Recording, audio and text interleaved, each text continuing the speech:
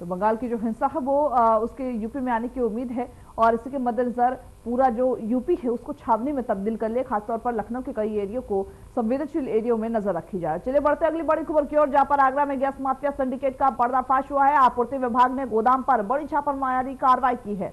हॉकरो एजेंसियों से मिलकर गैस सिंडिकेट चल रहा था। 69 घरेलू 22 कॉमर्शियल सिलेंडर जब्त किए गए। हर महीने 8 लाख सिलेंडर की अवैध आपूर्ति होती थी।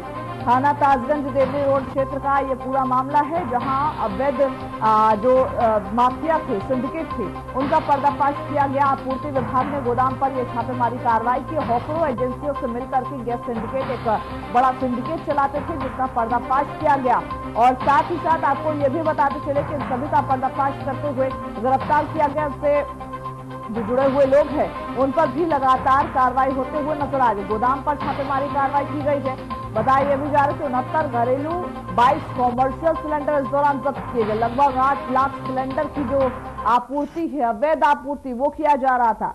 तो आगरा में गैस माफिया सिंडिकेट पर छापेमारी कार्रवाई की गई है। आपूर्ति विभाग ने ये छापेमारी कार्रवाई किया है।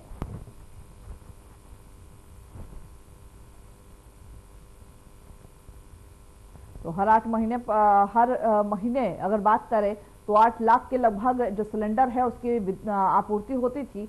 हालांकि यह अवैध सिंडिकेट चल रहा था, जिसको लेकर के कार्रवाई हुई।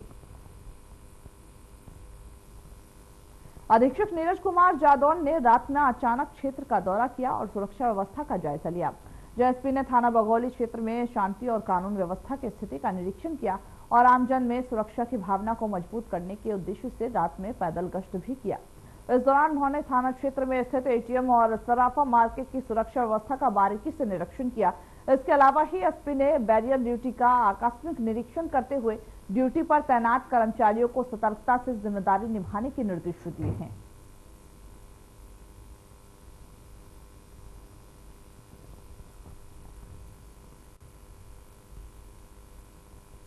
बढ़ते अगली खबर की ओर, जहां पर आशुतोष पांडे जिला अल्पसंख्यक अधिकारी देवरिया ने बताया है कि देवरिया जिले में 1986 के रजिस्टर के अनुसार जो वक्फ बोर्ड से प्राप्त हुआ था, कुल 1224 वक्फ बोर्ड की संपत्तियां पंजीकृत थी, जिनमें से कि 801 संपत्तियां सदर तहसील क्षेत्र में, 2 बारहज में, 6 रुद्रपुर और 415 सलीमपुर तहसील क्षेत्र में थी। तो वक्फ बोर्ड की संपत्तियों के रिकॉर्ड भी एकत्रित किए जा रहे हैं। बोर्ड से प्राप्त दफा 37 का जो रजिस्टर है और 1986 में जो गजट नोटिफिकेशन हुआ था, उसके अनुसार जनपद देवरिया के कुल 1224 वक्फ संपत्तियां उल्लिखित हैं। उसमें सर्वाधिक तहसीलवार बात करें तो सर्वाधिक संपत्तियां सदर तहसील में 801 और सलेमपुर में 415, रुद्रपुर में 6, बरहज में 2 वक्फ संपत्तियां का उल्लेख है। इस प्रकार जनपद देवरिया की कुल 1224 वक्फ संपत्तियां वक्फ बोर्ड के दफा 37 रजिस्टर में इंदराज है। अभी इन संपत्तियों का हम लोग के स्तर से कोई निरीक्षण नहीं किया गया है, सिर्फ अभिलेखों का एक व्यवस्थीकरण जो दफा 37 का और नोटिफिकेशन। उन्नाव में परिवहन विभाग और ट्रैफिक पुलिस की संयुक्त टीम ने अवैध ई रिक्शा संचालन पर कड़ा शिकंजा कसा है। गंगा घाट कोतवाली क्षेत्र के मरहला चौराहे पर एआरटीओ प्रवर्तन प्रतिभा गौतम और ट्रैफिक इंस्पेक्टर की अगुवाई में चलाए गए जो विशेष अभियान है, उसमें 14 ई रिक्शा को सीज किया गया, जबकि 9 ई रिक्शा का चालान काटा गया। यह चेकिंग अभियान अवैध टेम्पो और ई रिक्शा संचालन पर रोक लगाने के उद्देश्य से चलाया गया था। वही अधिकारी मौके पर खड़े होकर चेकिंग करते नजर आए, जिससे कि ई रिक्शा संचालकों जो चालक थे उनमें हड़कंप मच गया। प्रशासन ने ऐसे भविष्य में जो अभियान है उसको जारी रखने के संकेत दिए हैं।